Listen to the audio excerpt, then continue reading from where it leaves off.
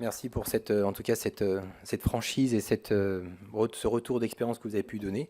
Puis j'ai aussi un petit clin d'œil, c'est que Anne et Guillaume, on se retrouve quelques années après avoir passé du temps sur les bancs de l'école. Donc c'était toujours sympa de vous revoir comme ça. On va maintenant accueillir une table ronde sur une thématique plus inspirationnelle, plus visionnaire, qui va traiter effectivement de est-ce que est-ce que le numérique peut sauver notre système de santé. On en attend beaucoup en tout cas, et j'accueille Jérôme Leleu avec ses intervenants pour parler de cette session. Et après on ira déjeuner. Merci.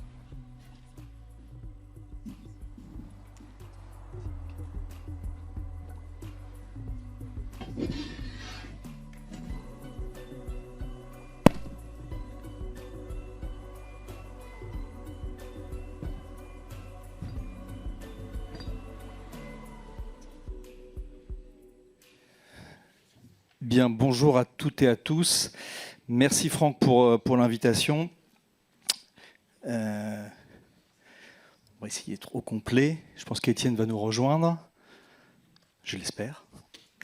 Donc on a la lourde tâche de finir la matinée. Je sais que vous aurez vite faim et soif. Mais on va donc essayer de répondre à la question du numérique. Peut-il sauver notre système de santé? Vous avez 2 heures. Alors on n'aura pas 2 heures, on n'aura que 3/4 d'heure. Pour donc après une 30-35 minutes pour pouvoir donc avoir bien sûr vos visions et également une dizaine de minutes avec le public en salle mais aussi à distance. Donc moi je suis ravi d'animer cette table ronde. Je m'appelle donc Jérôme Leleu, je dirige 2 sociétés dans la santé numérique que sont Interaction Healthcare et Sim4Health. Et chaque année avec les équipes d'Interaction Healthcare, on organise la conférence Les grandes tendances de l'AI-santé. On invite également tout l'écosystème à partager ces éléments que je co-anime avec Vassinia Zirar qui est dans la salle, que je salue, j'ai vu ce matin. Et donc pour pouvoir répondre à ces sujets qu'on partage souvent sur les réseaux sociaux, j'ai le plaisir d'accueillir plusieurs experts et là aussi je vais passer le micro pour qu'ils puissent se présenter avant d'introduire la thématique. Bonjour, merci à Franck et à toute l'équipe d'avoir organisé cette nouvelle session d'ETX France. Je suis Pierre Laurent, je suis le président de Aptar Digital Health, nouvelle division qui a été créée par le groupe Aptar suite au rachat de Voluntis, société que j'avais cofondée dans le domaine des thérapies numériques. Donc, bonjour, Claire Portefeuille, je suis directeur de Business Unit chez Viatrice et j'ai aussi en charge le Commercial Excellence et le digital pour la filiale. Bonjour, Laure Millet, je suis responsable du pôle cohésion sociale à l'Institut Montaigne qui rassemble l'ensemble des études et des projets sur les sujets de santé, d'éducation et de développement des territoires. Et donc précédemment, je coordonnais le programme santé de l'Institut Montaigne et ces thématiques-là restent au cœur de mes intérêts et de mon expertise, on va dire. Bonjour à tous, je suis Étienne Grasse, je suis le directeur général de Capgemini Invent en France. Et je suis là aussi parce que j'ai un passé dans la santé. Je suis plutôt un spécialiste de la santé. J'étais à la PHP avant et je m'occupe de la chaire santé de Sciences Po par ailleurs. Mais je vais vous en parler. Merci Étienne et merci à vous 4 pour la préparation. Alors comme je l'ai dit il y a quelques secondes, l'idée c'est que chacun d'entre vous puissiez bien sûr partager votre vision. Mais comme l'a dit Franck, le but c'est aussi d'avoir un échange. Donc n'hésitez pas à rebondir sur les propos de chacun. Alors on sait qu'après la période du Covid, où le numérique a été très important, elle a une place qu'on ne démente plus aujourd'hui, notamment avec une utilisation très forte en termes de télémédecine. On assiste aussi à un momentum qui est assez intéressant autour de la santé numérique, avec un soutien assez favorable de l'État. On a vu le lancement l'an dernier de Mon Espace Santé, on voit la création de l'AIS, donc l'Agence de l'innovation en santé, pour soutenir également ce type d'innovation. Et puis on a en même temps, et on est collé à l'actualité, des annonces comme celle qu'Hélène vient de nous donner sur DECPRESX. Donc c'est vrai qu'il y a une vision quand même qui doit être partagée sur l'impact que peut avoir ce numérique dans le système de santé, qu'il soit à l'hôpital, qu'il soit également avec le monde de la ville, comme ça a été dit par Guillaume il y a quelques minutes. Alors pour cela, on va commencer avec vous, Laure. C'est un sujet que vous connaissez bien à l'Institut Montaigne, parce qu'on vous voit depuis plusieurs années intervenir sur ces sujets, hein, sur les événements autour de la Health Tech, et puis également votre connaissance du système de la santé. Vous avez également fait beaucoup de travaux et de propositions. Je pense notamment à e-santé augmentant la dose, qui avait été bien relayé, ou dernièrement en février, vous avez sorti un rapport qui s'appelle Soins ambulatoires et à domicile, un virage essentiel.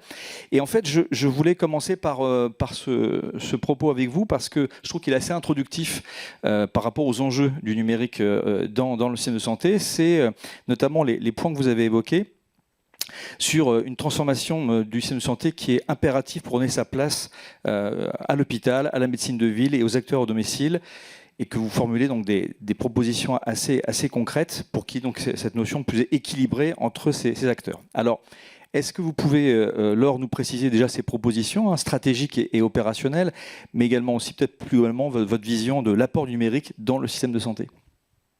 Merci beaucoup. Oui, effectivement, le dernier rapport qu'on a publié à l'Institut Montaigne sur les sujets de santé concernait le virage ambulatoire et le virage domiciliaire, hein, les deux étant vraiment très, très liés, même si on parle beaucoup de virage ambulatoire. Et le constat de départ, c'était de se dire qu'à la fois, on a beaucoup d'innovations techniques, comme la chirurgie mini-invasive, technologique, télémédecine, téléconsultation, télésurveillance, et également des innovations thérapeutiques comme des traitements anticancéreux qui permettent maintenant aux patients d'être suivis en ville, qui vont en fait venir questionner et modifier la place de l'hôpital dans le système de santé et mettre en avant d'autres acteurs, la médecine de ville, mais aussi tous les acteurs qui agissent au domicile des patients. Et que dans le même temps, ces acteurs-là, ils sont géographiquement séparés. Et donc là, le numérique peut largement participer à la réussite du virage ambulatoire et du virage domiciliaire en faisant des liens entre ces acteurs qui, à la fois, donc, sont géographiquement éloignés et qui, en plus, n'ont pas été formés ensemble et n'ont pas forcément la culture du travail en équipe au-delà soit des murs de l'hôpital, soit du cabinet en ville, soit du domicile du patient.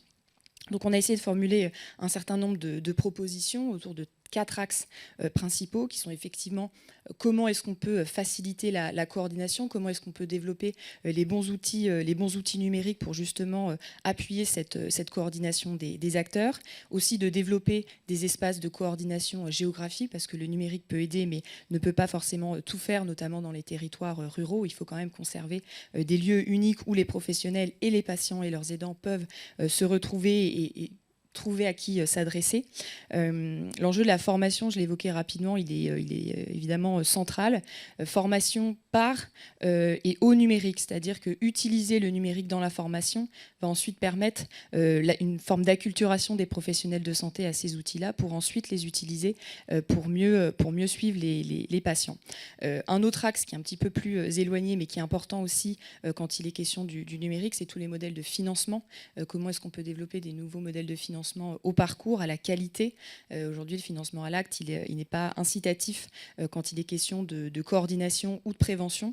Comment est-ce qu'on peut développer des nouveaux modèles de financement, mais aussi mieux financer les innovations, qu'elles soient techniques, technologiques ou thérapeutiques. Et la place du patient aussi doit être repensée, revue dans ce virage ambulatoire et domiciliaire, puisque sa formation a lui aussi, à travers l'éducation thérapeutique, est centrale pour la réussite du virage ambulatoire. Et effectivement, Jérôme évoquait une étude qu'on a publiée en 2020 maintenant, donc ça date un petit peu, mais c'était dans un contexte quand même très intéressant quand il est question du développement du numérique en santé. Ce qu'on avait voulu montrer dans cette étude, c'est finalement là où le numérique peut déjà participer à sauver notre système de santé, avec trois dimensions majeures qui sont à la fois la simplification du quotidien des soignants, avec des outils qui vont aider à la fois à gagner du temps administratif, fiabiliser les décisions cliniques et médicales, un meilleur suivi des patients, une meilleure communication, un meilleur partage de l'information entre les différents professionnels de santé. Tout ça, ça permet de limiter du temps médical, de diminuer aussi les actes à faible valeur ajoutée et finalement permettre d'avoir moins de frustration et de moins d'être au travail parce qu'on va avoir l'impression d'être sur des actes à beaucoup plus haute valeur ajoutée. L'autre dimension, je l'ai déjà évoquée, c'est tout ce qui permet l'empowerment et l'autonomisation des patients. Là, le numérique est évidemment un levier considérable. Et puis il y a un autre aspect que je trouve intéressant, qui est aussi là où le numérique là où la santé a été, on va dire, bouleversée par des solutions numériques qui viennent de d'autres secteurs d'activité à l'origine et qui là vont plutôt avoir un impact sur le fonctionnement des établissements de santé. C'est toutes les solutions qui ont été à la base plutôt inventées dans les secteurs d'activité type ressources humaines, finances, logistique. Et donc ces outils-là, ils vont aussi aider à avoir une meilleure gestion des équipes, de leur disponibilité, d'optimiser aussi l'utilisation des plateaux techniques, du matériel médical, et aussi de fluidifier le parcours du patient au sein de l'hôpital, par exemple pour une hospitalisation. Donc en fait, ces différentes solutions, elles ont été conçues à la base pour la santé et les soins ou pour d'autres secteurs d'activité. Et elles participent toutes d'une certaine manière à sauver le système de santé. Et je pense que ce sera complété par la suite. Mais je me suis un petit peu interrogée justement sur ce qu'on voulait dire par sauver le système de santé. Enfin, qu'est-ce qu'on pouvait faire et qu'est-ce qui était impératif à sauver en fait dans ce système de santé. Je pense à la fois c'est de réussir à le maintenir accessible pour l'ensemble des patients à travers le système de santé français que l'on connaît, qui est solidaire et qui permet aussi une présence dans tous les territoires. Et là, le numérique le permet grâce à tout ce qui est médecine à distance. Je pense que là où on doit aussi le sauver, c'est en maintenant une très haute qualité des soins avec des équipes qui sont mobilisées, qui sont bien formés et qui peuvent travailler dans de bonnes conditions. C'est aussi un défi, je pense, pour les prochaines années. Et puis plus globalement, de permettre au système dans son ensemble de continuer à innover, à faire de la recherche, à rester ouvert sur des innovations venues de d'autres secteurs, mais aussi des innovations organisationnelles, technologiques ou thérapeutiques, dans un contexte où, vous le savez, vous l'avez sans doute évoqué dans la matinée, les besoins de santé explosent et globalement, ça ne va pas aller en s'arrangeant. Donc voilà, c'est d'identifier un petit peu là où le système de santé a vraiment besoin du numérique pour continuer à répondre aux besoins de santé des Français. Eh bien, merci Laure pour ce premier éclairage. Je vous propose qu'on continue avec toi, Pierre. Tu es un des pionniers de la health tech. On se connaît depuis bien longtemps maintenant, dans celui bien sûr des TX en France, mais aussi à l'international. Tu as créé, donc, comme tu l'as évoqué tout à l'heure, Voluntis donc en 2001. Et que tu as donc cédé en 2021 au groupe américain Aptar, avant d'en prendre bien sûr la présidence de Aptar Digital Health. Alors avec toi Pierre, je voudrais qu'on aborde en fait, et en s'appuyant bien sûr sur ton expérience, sur l'apport numérique avec cette double expérience entre la partie internationale et puis aussi ce regard expérimenté. Donc ça fait 20 ans que tu évolues dans le numérique. Donc est-ce qu'en 20 ans, peut-être après se rapprocher depuis 10 ans, est-ce que les choses ont vraiment changé? Parce que c'est vrai qu'on y est depuis 15 ou 20 ans et il y a certains discours qu'on entendait déjà il y a 10 ans ou il y a presque 20 ans. Donc est-ce que les choses ont vraiment changé? Et puis bien sûr, comme tu as ce regard international, est-ce que ces différences qu'on peut voir ou expliquer en France, eh bien, elles sont présentes dans d'autres pays? Est-ce qu'on peut s'appuyer sur d'autres expériences pour que ce numérique puisse sauver le système de santé? Alors, au cours des 20 dernières années, il y a des choses qui ont beaucoup bougé et des choses qui n'ont pas beaucoup bougé. Donc, les choses qui ont beaucoup bougé, je trouve, c'est lié à l'innovation technologique. Donc, il y a vraiment un afflux d'innovation qui est constant. Le smartphone n'existait pas il y a 20 ans. Aujourd'hui, les cas d'usage autour du numérique en santé ne cessent d'exploser. Alors, on a vu un certain nombre de panoramas d'aires thérapeutiques ou de cas d'usage privilégiés pour le numérique en santé. C'est en évolution constante. On en voit aujourd'hui tous les jours. On en regarde. Je pense qu'il y a vraiment de la valeur à délivrer pour les patients dans de multiples domaines et ça n'arrête pas. Je pense que c'est lié à des mécanismes d'action qu'on n'imagine même pas encore qui peuvent être délivrés par le numérique. Donc, c'est du côté des logiciels, du côté des applications. C'est aussi du côté des dispositifs. Les patients utilisent aujourd'hui des capteurs, des wearables. De plus en plus, la donnée patient, entre guillemets, devient de plus en plus accessible, ce qui permet de développer aussi ces usages. À titre d'exemple, récemment, on a développé un partenariat avec une société qui fait de la collecte et de l'analyse de sang à domicile, ce qui peut être intéressant dans certaines prises en charge en oncologie, par exemple, etc. On a aussi le médicament qui évolue, qui devient lui-même connecté. Alors maintenant que j'ai rejoint le groupe Aptar, je le vois aussi avec des dispositifs comme des inhalateurs connectés, des auto-injecteurs connectés. Les frontières sont en train de s'estomper entre des technologies qui étaient différentes dans le passé. Et maintenant, on a des offres de produits de santé qui sont de plus en plus hybrides. Et donc demain, notre médicament, il sera aussi un médicament numérique, en fait, puisqu'il aura à la fois sa molécule, mais aussi son dispositif d'administration, et en plus l'application compagnon, le tout dans le même package, ce qui d'ailleurs au passage devrait simplifier un certain nombre des difficultés qu'on a en termes de prescription, etc. Mais en termes de sujets d'innovation aujourd'hui, bien sûr, l'intelligence artificielle, c'est un sujet clé aujourd'hui, ce qui nous amènera aussi sur des cas d'usage de plus en plus intéressants, et notamment en direction du prédictif, puisque ça nous permettra d'aller beaucoup plus loin dans le pilotage et l'organisation du système de santé que ce qu'on a eu l'occasion de voir jusqu'à présent. Je voudrais faire un point sur l'évolution des pratiques médicales au cours de ces 10 à 20 dernières années. Évidemment, c'est essentiel. Là, je rejoins tout à fait ce qui a été dit sur le passage à l'ambulatoire. Je pense que c'est une macro-tendance forte qu'on voit dans tous les pays. Donc, moi, je passe la plupart du temps aux États-Unis, mais c'est un énorme sujet depuis, en particulier la pandémie, qu'on a vécu. C'est le fait que de plus en plus de services de santé vont être délivrés à domicile. Et donc, il y a une énorme transition qui est en train de s'opérer, même dans l'offre de soins, en fait. Même les entreprises qui se positionnent aujourd'hui sur ces sujets. Et donc, c'est une vague qui ne va pas s'arrêter. Ça, c'est clair qu'en tout cas, on va de plus en plus sur une prise en charge personnalisée, au domicile, et qui va être digne de ce nom et qui va avoir une qualité des soins qui sera égale ou supérieure à ce qu'on voit aujourd'hui lorsqu'on va dans des structures de santé. Ce qui n'a pas beaucoup bougé, je trouve, c'est les questions d'ordre organisationnel, économique, remboursement qu'on a évoquées au cours de la matinée. À vrai dire, les mêmes sujets étaient là il y a déjà 5 à 10 ans. Donc, je pense qu'on a des défis vraiment importants sur ce sujet à relever. Je pense que on ne peut pas, je dirais, faire abstraction d'un rafraîchissement clair dans le secteur qui s'est opéré depuis la fin de l'année dernière.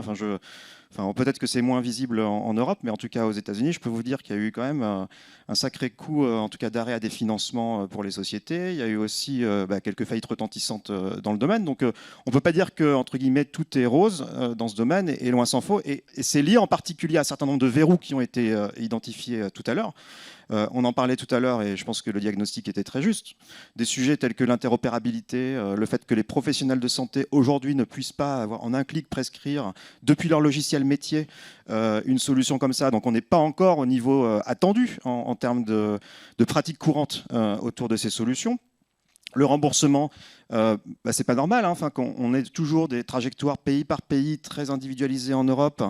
Quand bien même on a des bonnes idées, c'est le parcours du combattant pour les entreprises qui veulent développer des dossiers de remboursement et qui ont des contraintes qui ne sont pas d'ailleurs les mêmes en fonction de chaque pays.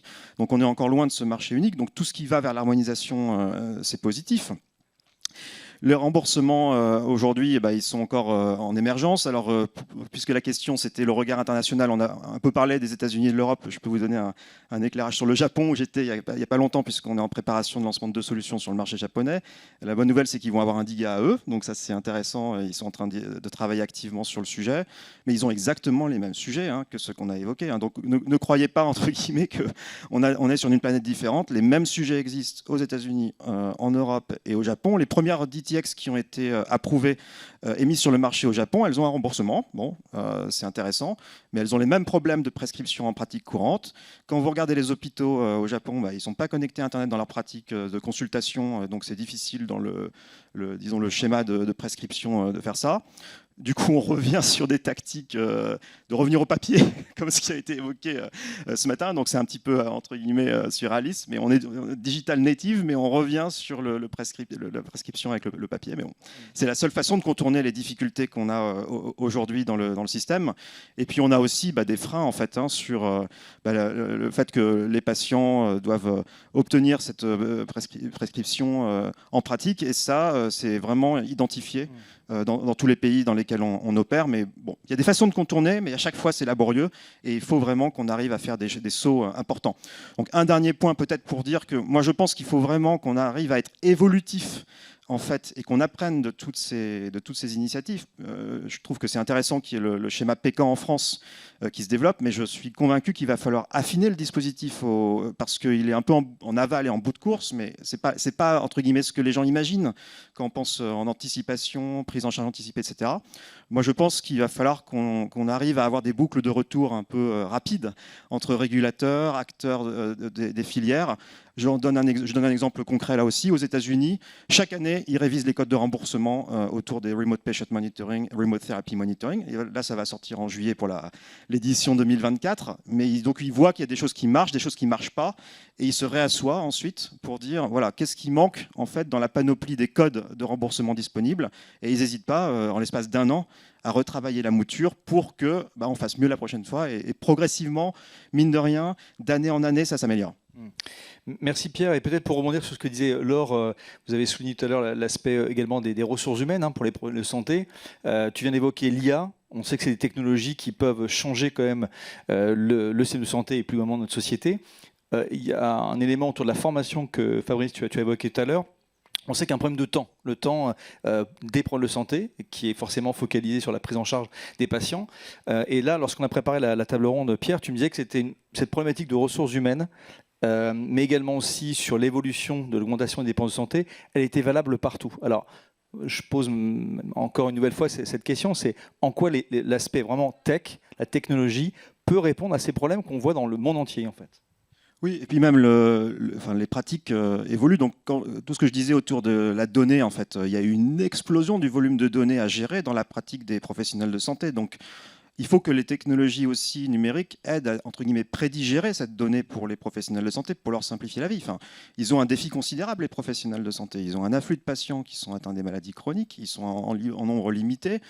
Certaines professions ont des problèmes plus importants que d'autres.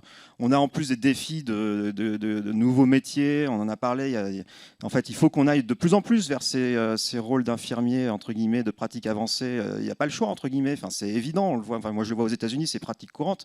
Mais ici, en France, il faut qu'on arrive à développer davantage ces pratiques. C'est mécanique, c'est presque essentiel pour qu'on arrive à, entre guillemets, garder cette attention humaine auprès des patients en utilisant la technologie à bon escient. Donc il faut que la technologie soit suffisamment, entre guillemets, bien développée, conçue en co-construction, on l'a dit tout à l'heure, mais aussi qu'elle s'intègre bien au service des pratiques et qu'elle aide à simplifier la pratique, parce que les médecins vont avoir de moins en moins de temps pour voir les patients, il faut que l'information soit instantanée, il faut qu'on sache ce qui s'est passé depuis la dernière consultation en un clic, etc., etc. Et là, on a la possibilité, justement, grâce à des nouveaux algorithmes, grâce à l'intelligence artificielle, d'aller droit au but, entre guillemets, de ne pas perdre de temps en paperasserie. Et malheureusement, beaucoup de temps dans le système de santé est perdu en paperasserie aujourd'hui. Donc ça, il faut que ça disparaisse de plus en plus avec le numérique. Je pense que tu fais une bonne conclusion sur cette définition de l'e-santé, qui est vraiment ce mélange subtil entre l'apport de la technologie, mais le changement également organisationnel qui est présent. Est-ce que vous voulez réagir avant de laisser la parole à Claire ? Bon, et vous préparez de votre côté les questions, je suis sûr qu'ils vont en avoir. Donc merci Pierre. Claire, on va continuer avec toi. Donc sur tout tour de table, avec le regard d'un industriel de santé. Je rappelle que tu es pharmacien de formation et que tu diriges donc l'ABU prescription de Viatris, mais également aussi toute la partie digitale et commerciale d'excellence. Et que tu as aussi fait beaucoup de laboratoires et donc d'avoir un regard assez large. On sait aussi également que tu as pris une prise de parole assez régulière ces derniers temps pour notamment montrer que les industriels de santé pouvaient aussi concourir en fait au développement du système de santé en soutenant, et tu viens de le dire Pierre, la partie collaboration et notamment travailler avec des startups. Et j'aimerais, par rapport à cette thématique du numérique, c'est comment en fait on peut assurer cette meilleure prise en charge des patients, qui je sais est un élément qui vous tient à cœur au niveau du laboratoire, et quels sont les prérequis en fait pour que ça puisse fonctionner, notamment avec les startups que vous soutenez. Alors effectivement, on a une conviction forte que les industriels de santé, les laboratoires pharmaceutiques que nous sommes, et Viatris en particulier, on a un vrai rôle à jouer. On a la compétence, l'habitude de s'occuper de molécules, et le DTX ou toutes les solutions digitales au sens large du terme doivent rentrer dans notre portefeuille. On sait gérer des objets qui permettent à un patient de passer d'un état A à un état B de meilleure santé, qu'il soit moléculaire ou digital. Et ça, vraiment, je pense qu'on a la charge, la responsabilité d'accompagner ce mouvement du système de santé et de prise en charge des patients et d'aide au quotidien des médecins. Donc, une fois qu'on a dit ça, les prérequis qu'on essaie de on va dire, d'établir, même si j'ai envie de dire, je me sens assez artisan dans cette approche, parce que on fait beaucoup, on est beaucoup sur un mode de test, learn et boucle de contrôle, boucle de rétro-contrôle, mais on y va, en fait. On y va et on tente et on travaille sur des collaborations fortes. Donc j'ai pris le parti de ne parler qu'une de nos j'ai envie de dire 3, parce qu'il y en a une troisième qui va bientôt être signée, de nos 3 collaborations. On a commencé par une collaboration classique avec BeWise en télésurveillance d'insuffisance cardiaque sévère. Et quand je dis collaboration, c'est que nos délégués aujourd'hui présentent cette solution aux cardiologues libéraux et hospitaliers. Donc on a 72 êtres humains qui vont expliquer aux cardiologues pourquoi c'est intéressant de prendre en charge leurs patients. Alors je vous ai dit que je ne vous parlerai pas de celle-là, mais je vous en parle un peu. La deuxième collaboration, en fait, c'est une collaboration avec Ludocare, donc le petit robot que vous avez immanquablement vu, parce qu'Alexandra en parle beaucoup, donc un petit robot qui s'appelle Joe. Alors quand on est arrivé avec cette collaboration, on pensait que ça allait être super simple, parce qu'on avait déjà vécu la télésurveillance en cardio, on s'était dit, ah, c'est compliqué de vendre un DTX. Avec Ludocare, on le vend pas parce qu'on est dans un mode de pré-lancement, en fait, en préparation du remboursement, donc sur un espèce de club des utilisateurs. Donc comme c'est magnifique, que ça aide le patient, que ça va permettre aux patients d'être mieux pris en charge, ben ça va être facile. Ben en fait, ça l'était pas. Alors, avant de vous expliquer pourquoi ça l'était pas, je vais vous raconter pourquoi on a décidé de collaborer avec Ludocare, et aussi parce que ça répond à la question, le numérique peut-il sauver le système de santé? Alors, pour vous donner les bons chiffres, je prends mes anti-sèches. Donc, le Joe sur lequel on travaille avec Ludocare, c'est un Joe qui aide les petits patients à qui on vient de diagnostiquer un asthme sévère à apprendre à bien prendre leur traitement. Je suis certaine que vous savez tous que le traitement de l'asthme fonctionne que s'il est contrôlé au long terme et si on évite les exacerbations, parce qu'une exacerbation, ça veut dire un risque d'hospitalisation, un risque d'aggravation de la maladie et un risque létal.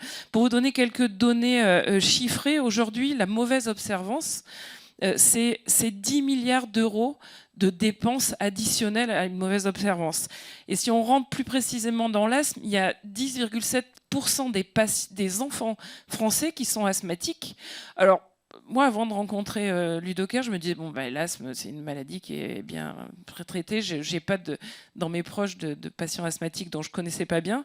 Mais en fait, il y a un énorme problème d'observance, puisque l'asthme tue encore aujourd'hui en France. Je dis bien, il y a 1000 morts par an en France, et il y a un ado tous les mois qui décède d'une une exacerbation. Donc c'est un vrai sujet, apprendre aux patients à bien prendre leur traitement dès leur plus jeune âge, c'est un vrai sujet. Voilà, bon, c'était mon petit plaidoyer pour l'intérêt du numérique en santé. Et donc, comme je vous le disais, notre collaboration, on pensait qu'elle allait être hyper simple. Et puis, on s'est heurté à l'usage. Alors, vous en avez beaucoup parlé, mais on s'est heurté à l'usage, et on apprend, et aujourd'hui, on travaille là-dessus. Alors, je passe l'accès et la collaboration, parce que je pense que vous en avez déjà beaucoup parlé, mais j'ai envie de développer notre combat et notre obsession de l'usage.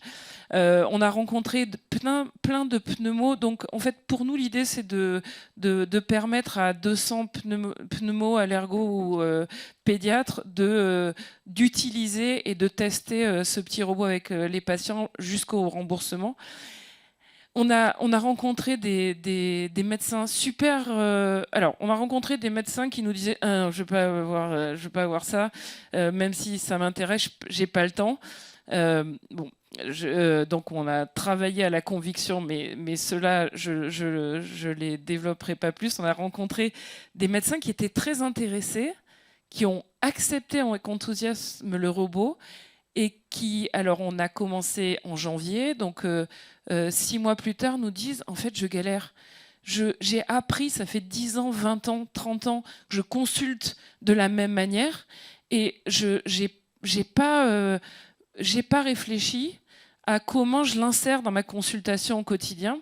Et moi, je me dis, nous, en tant que laboratoire, on n'a pas bien réfléchi, et c'est un bel apprentissage de collaboration, à comment on leur explique ce temps de consultation qui est différent et qui est indispensable à prendre en ligne de compte. Et l'autre pan de l'usage, c'est les familles, en fait, parce que un petit patient de 9 à 13 ans, ça se gère avec sa famille. Et pareil, une fois que le médecin a convaincu que c'était intéressant, il faut du temps et de l'accompagnement pour qu'au quotidien, il joue avec son Joe pour bien apprendre à prendre son traitement et à bien inhaler et à bien traiter. Donc c'est un vrai sujet, une vraie nécessité, je pense, collective, et on l'a entendu dans la table ronde précédente, qu'on réfléchisse tous ensemble à comment, au-delà de l'exemple que je donnais, on arrive à faire comprendre que c'est intéressant, pour faire comprendre aux médecins que l'investissement qu'il va mettre au début dans l'intégration est important, lui apprendre que c'est pas grave en fait, ça mord pas, enfin a priori, même si c'est un petit robot, et faire comprendre aux patients que c'est utile en fait, et que le digital ça fait pas peur, et que le digital c'est intéressant. J'ai hâte de vous parler de notre troisième collaboration qui arrive, où quand on parle de la solution digitale, les fondateurs de la start-up avec laquelle on va collaborer nous disent mais en fait les patients regardent le médecin en faisant vous êtes dingue ou bien? Donc, mais je vous en parlerai une prochaine fois. Donc c'est vraiment important qu'on se mette collectivement tous ensemble, industrie pharma, porteurs d'innovation, enfin tout le monde, pour qu'on apporte cette solution au système de santé qui doit bénéficier du numérique au même titre que les évolutions moléculaires. Mais par rapport à ce que tu dis, Claire, et je sais que le LEM est partenaire également de cet événement, je crois qu'il y a Thomas Borrell qui est présent aussi, et qui a fait une étude notamment sur l'apport en fait, des industries de santé pour soutenir en fait, la diffusion de ces solutions proposées par les startups. Là, tu as évoqué vraiment ce que j'appelle le dernier kilomètre. C'est-à-dire que là, ce n'est plus un soutien pour lancer une start-up qui peut-être dans 3-4 ans va proposer une solution, mais tout de suite, elle est opérationnelle, elle est distribuée et elle peut être accessible avec les patients. Est-ce que par rapport à ce que soulignait Pierre ou peut-être Fabrice sur les problématiques de financement aujourd'hui du monde de la health tech, est-ce que les industries de santé peuvent être un acteur dans l'équation du financement de ces innovations ? J'aperçois des membres de la commission digitale, on en discutait hier après-midi au LEM, donc effectivement, et évidemment, on est un membre comment t'as dit, une partie de l'équation. Après, on n'est pas ni la poule aux œufs d'or, ni la caverne d'Ali Baba, et tout ça doit être fait dans une collaboration, on va dire gagnant-gagnant de partage de valeurs, enfin en tous les cas d'accompagnement dans le partage de valeurs. On est assez souvent sollicité par, je dis on Viatrice, mais je sais que tous mes collègues des autres labos c'est pareil, par des entreprises ou des startups qui imaginent que parce qu'on s'appelle labo pharmaceutique, on va pouvoir faire un chèque en blanc de millions d'euros. En fait, ça n'existe pas, ça marche pas, c'est pas comme ça que ça fonctionne. Alors effectivement, nous, on a pris le parti d'être dans le dernier kilomètre pour tester en fait, pour apprendre et pour avoir des preuves de concept en interne, donc pour montrer que ça a de la valeur, ça a une valeur de business, et qu'après on puisse se mettre à investir plus tôt. C'est comme ça qu'on a réfléchi le paradigme pour être, on va dire, super pragmatique, mais c'était notre discussion d'hier au LEM où on se demandait comment on pouvait se positionner, comment on pouvait expliquer ça aux startups, comment on pouvait imaginer des critères d'évaluation partagés. Enfin, toutes ces questions, on se les est posées pendant 2 heures et on avait 2000 fois plus de questions à la fin des 2 heures qu'au début des 2 heures. Merci Claire, c'est passionnant ce retour d'expérience. Je présume qu'il y aura encore des questions ou des propos complémentaires lors des questions-réponses qu'on va faire dans quelques minutes, puisqu'on termine avec vous, Étienne, ce tour de table. Comme vous l'avez dit, vous avez un parcours qui est très riche, puisque vous avez une carrière au début donc, dans des postes ministériels, donc vous connaissez très bien la sphère publique. Ensuite, vous avez dirigé la transformation de la PHP, et donc là, on est au cœur de sujet de notre table ronde. Et puis également maintenant... Comment ? Regarde si quelqu'un m'en veut dans la salle compte tenu des fonctions exercées, mais ce n'est pas le cas. Écoutez, gardez la question à la fin. Et puis également maintenant votre responsabilité au sein de Capgemini sur les activités dites donc ministère et collectivités. Et puis je crois aussi que vous avez également un travail d'essayiste, notamment sur l'IA qui vous passionne. Et je suis souvent vos posts sur LinkedIn avec parfois des sujets assez abscons, ce qui montre que l'IA, on a besoin de formation, comme le disait notre cher Fabrice. Donc comme le double regard de Pierre, moi, j'aimerais avoir votre vision en fait, d'acteur, bien sûr, ayant travaillé dans l'établissement de santé de premier plan, mais aussi un acteur qui maintenant accompagne, donc qui est de l'autre côté de la barrière et qui accompagne en fait ces acteurs pour que l'usage numérique soit une vérité et surtout un usage concret. Donc, est-ce que vous pouvez nous décrire peut-être les 4 raisons ou les 4 piliers que vous m'avez décrits lorsqu'on a préparé cette table ronde ? Oui, alors j'adresse la question de numérique peut-il sauver les systèmes de santé ? Moi, j'ai envie de sauver de 4 choses. D'abord, du paternalisme. C'est peut-être la première maladie du système de santé. Ça résulte déjà de nos échanges. Juste, on s'arrête 2 minutes parce que j'ai des designers chez Capgemini, on travaille avec eux. Quand on leur dit qu'un médecin fait une ordonnance, d'accord, et que dans cette ordonnance, il va mettre des prescriptions, et que s'il y a un problème avec ces prescriptions, c'est l'observance du patient qui est un problème. Non, on n'emploie que des termes normalement que vous n'accepteriez que dans un commissariat de police ou un tribunal de grande instance. Donc un designer va naturellement vous parler d'adoption, de stickiness, de capacité à coller aux usages. Et j'ai piloté un mémoire, elle s'appelle Myriam Jabri, qui a fait un mémoire sur les DTX à Sciences Po. Et le cœur du sujet des DTX, c'était ça. C'est-à-dire qu'au-delà des questions d'adoption, le fait que les médecins ont du mal à s'en saisir parce qu'ils ont du mal à désarmer dans la relation, et j'y reviendrai, c'est des années et des années ou des décennies de pratiques médicales. Il faut se dire que le premier code de déontologie médicale, il a été élaboré aux États-Unis. Son article 1 disait « Le patient doit obéir au médecin ».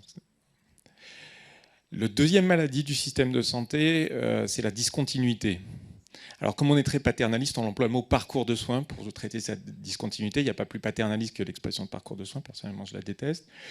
Mais les DTX traitent la discontinuité. Et c'est la discontinuité des données, c'est toute leur valeur. C'est-à-dire qu'on passe d'un monde dans lequel des médecins ont 14 minutes montre en main pour donner une prescription, à un monde dans lequel la donnée devient continue, elle émet des signaux de façon continue, et la navigation, je préfère ce terme-là au parcours, dans le système de santé, peut devenir continue.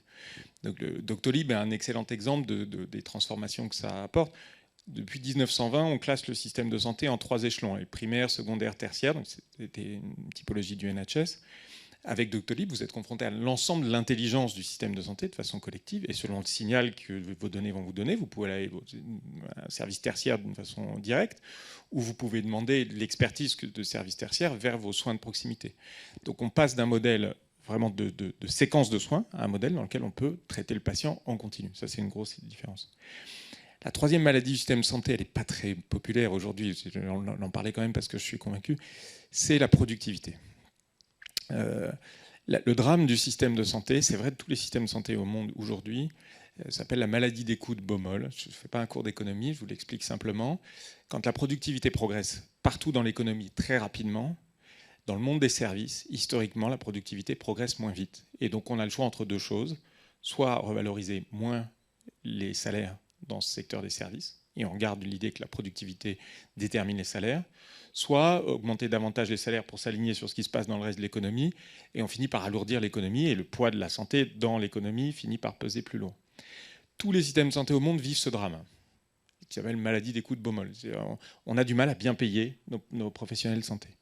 La seule façon d'en sortir, c'est de comprendre que la productivité, elle gagne le monde des services. C'est vrai de l'intelligence artificielle, les larges langages modèles, ChatGPT et toutes ses conséquences vont faire de la productivité dans le monde des services. On va sortir d'un monde dans lequel la productivité se faisait sur des produits ou dans l'industrie, beaucoup l'industrie pharmaceutique, et impliquait de lever beaucoup de capital pour développer ces produits. Un monde dans lequel on n'avait pas de productivité dans les services. On va rentrer dans un monde dans lequel l'innovation se fait aussi dans les services, et c'est le cœur des DTX que de produire de l'innovation en service et pas seulement en produit, dans des cycles qui vont être plus courts et qui vont générer de la productivité. Ça, c'est une vraie transformation du système de santé.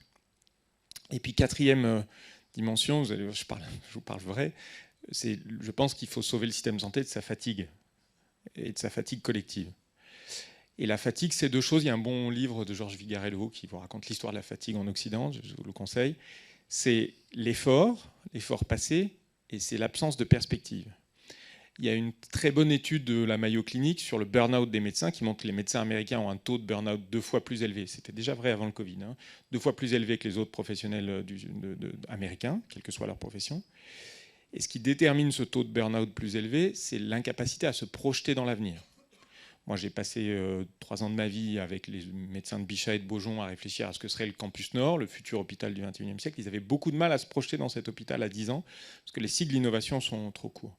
Je pense que le numérique, les médecins doivent se réapproprier le numérique pour se réapproprier ce qui génère un effet de débordement, c'est-à-dire un effet d'accélération permanente dans le système de santé. Pour illustrer ce que je viens de vous dire, je vais vous prendre un exemple de ces médecins de Bichat, les néphrologues. Les néphrologues de Bichat, ils se plaignent parce que la moitié des patients qui viennent les voir viennent sans leurs résultats de biologie.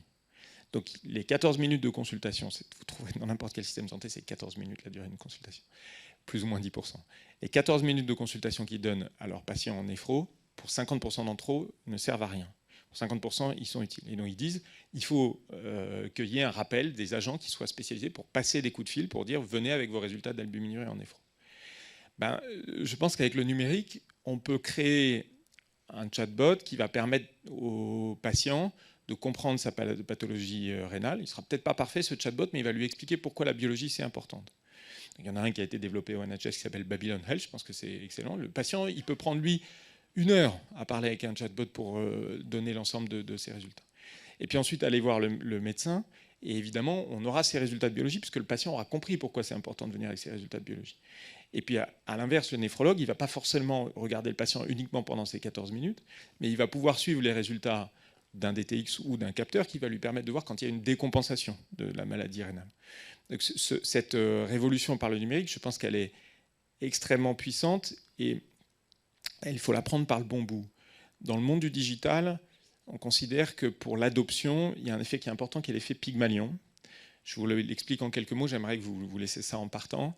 Quand vous séparez une classe, donc c'est du digital scolaire, vous séparez une classe en 2, vous faites faire un test à des résultats de QI aux 2 parties de la classe.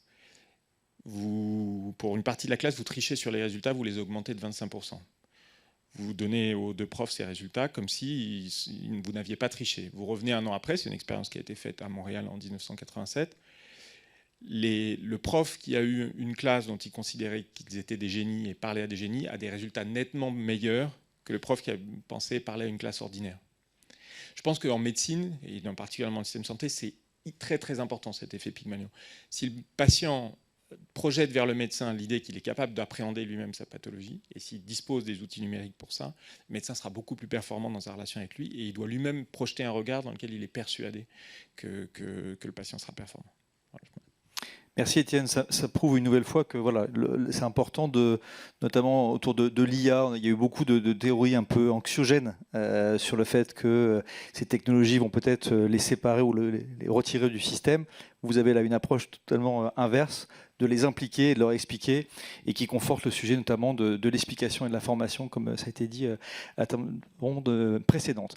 Il est 12h38, il reste quelques minutes. J'avais promis pour nos invités et pour vous qu'on finisse cette table ronde avec une question tout à fait simple, puisque c'est celle de notre table ronde. Le numérique pourra sauver notre système de santé si, et vous avez une phrase pour le faire. Laure, on commence par vous. Je répondrai peut-être pas tout à fait directement à la question, mais en tout cas, je pense que c'est impératif de se dire où est-ce que le numérique peut nous aider demain, parce qu'on a beaucoup détaillé des solutions qui existent et qui maintenant doivent trouver leurs utilisateurs, tant du côté des professionnels de santé que des patients.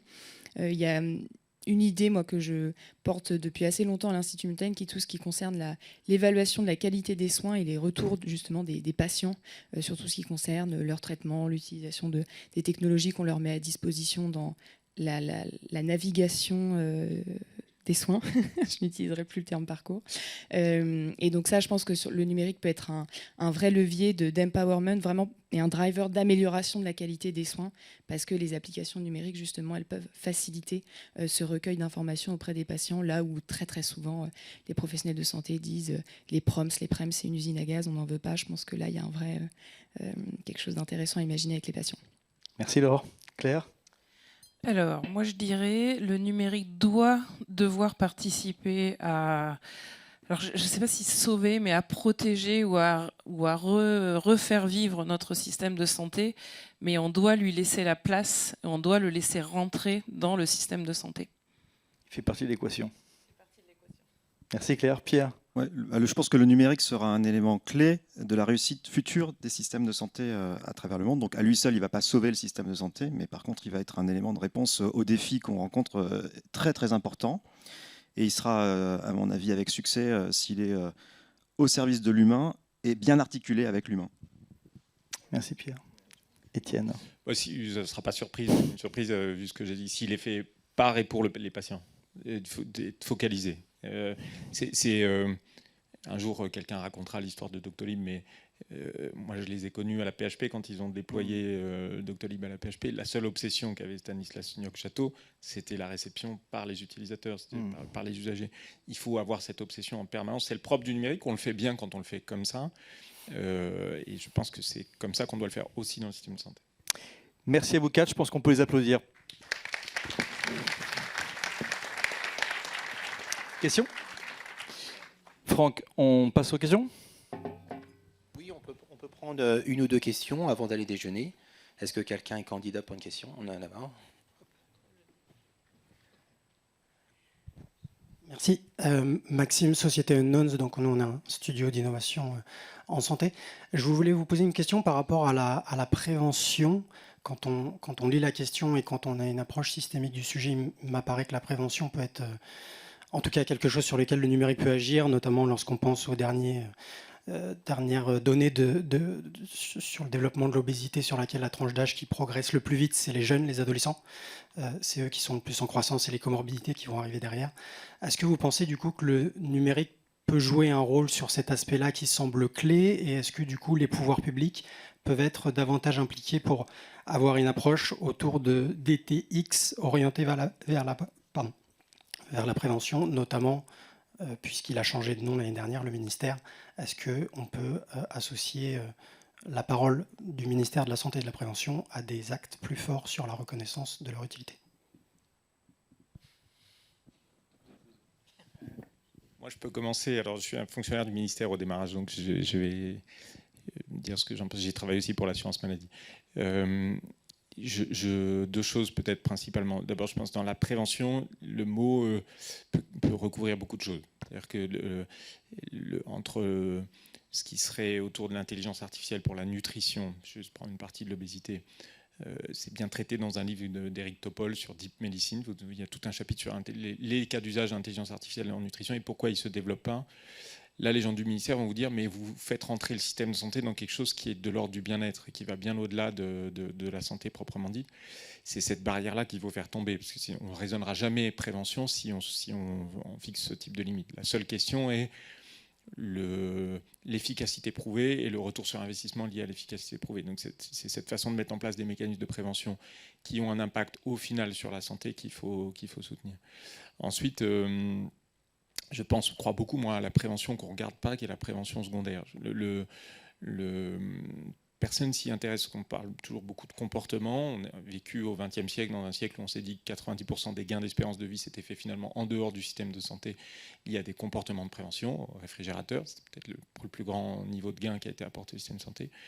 La vérité, c'est qu'on rentre dans un monde où c'est plus compliqué. C'est-à-dire que la prévention se fait aussi sur la capacité à avoir des prédicteurs sur des attitudes. Sur l'obésité, c'est typiquement le cas. C'est-à-dire de pouvoir donner un score prédictif à un patient pour déterminer l'évolution de ses comportements, la nécessité d'avoir des activités physiques.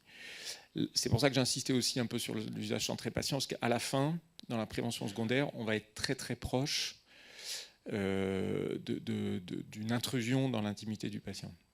Or, si on le fait en parlant d'ordonnance, de prescription, ou avec une vision très paternaliste du patient, on n'arrivera jamais à le faire utilement. C'est-à-dire à la fin, c'est le patient qui fait ses choix.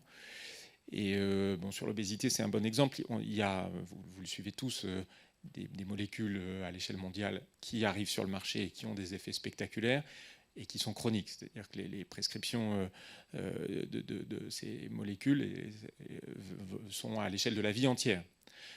Si on veut mettre en place des mécanismes de prévention pour que les gens ne restent pas sous médicaments toute leur vie quand ils ont un risque d'obésité, il faut trouver une façon de lier la prescription médicale pour ces molécules et des évolutions de comportement qui reposeront sur les ressorts personnels des patients.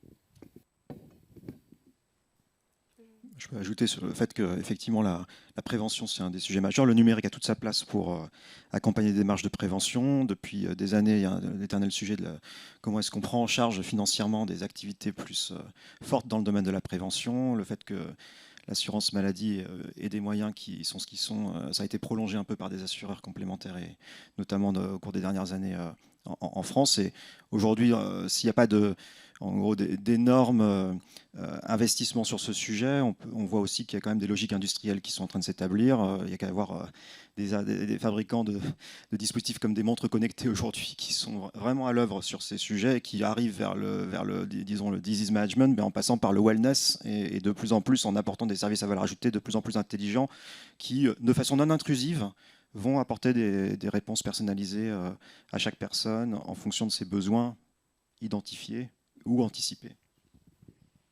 J'ai une question. Lina Temimi, consultante en Market Access HM3A Vivactis, mais je suis aussi pharmacienne de formation. Donc j'ai une question à Claire Portefeuille. Par rapport au robot qui est un dispositif médical qui va aider justement à bien utiliser le dispositif d'asthme, est-ce que c'est possible de l'implémenter aussi en officine? Parce que je pense que on est vraiment, en tant que pharmacien, on fait ça souvent, et je pense que ça peut être intéressant d'avoir un dispositif en plus pour aider le patient à bien l'adopter. Et j'ai une autre question, du moment qu'on y est. Vu qu'on parle d'innover dans le système de santé et changer le système de santé, est-ce que les pharmaciens pourraient être amenés à prescrire des dispositifs médicaux, enfin des TX, quoi? Est-ce possible? Alors, Viatris, c'est un groupe qui a deux piliers, les officines avec les génériques et les médecins avec tous nos molécules de prescription dont je m'occupe. Et donc, je souriais parce qu'au début, on a rencontré du Docker. L'idée du Docker, c'était justement qu'on le distribue directement auprès des pharmaciens et que ça passe pas par un système, enfin que ça passe par un système de prescription, mais que ça soit disponible à la pharmacie. Et en fait, de façon très concrète et très, on va dire, basique, dans notre business model, ça alourdissait énormément notre business model. Donc, c'est la raison pour laquelle nous n'avons aujourd'hui pas décidé de le faire ainsi. Mais ça veut pas dire qu'on considère que le pharmacien n'a pas son rôle, ça veut dire que juste pour être aujourd'hui, je ne veux pas dire un mot anglais viable, on va dire, il faut qu'on le fasse comme ça. Et du coup, la réponse à votre deuxième question, c'est évidemment le pharmacien d'officine doit avoir son rôle.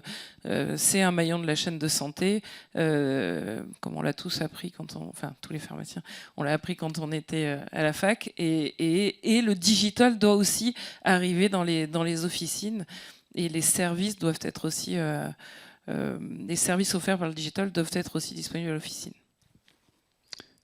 Franck, je vois que tu es sur la montre, donc je pense que merci Claire pour la réponse. Merci à vous quatre, merci à Franck et à Mathilde pour l'organisation et à vous tous pour votre attention. Merci. Il y a beaucoup de questions dans la salle encore, j'imagine, mais le déjeuner est là aussi pour ça. À très bientôt. 14h, on reprend à 14h.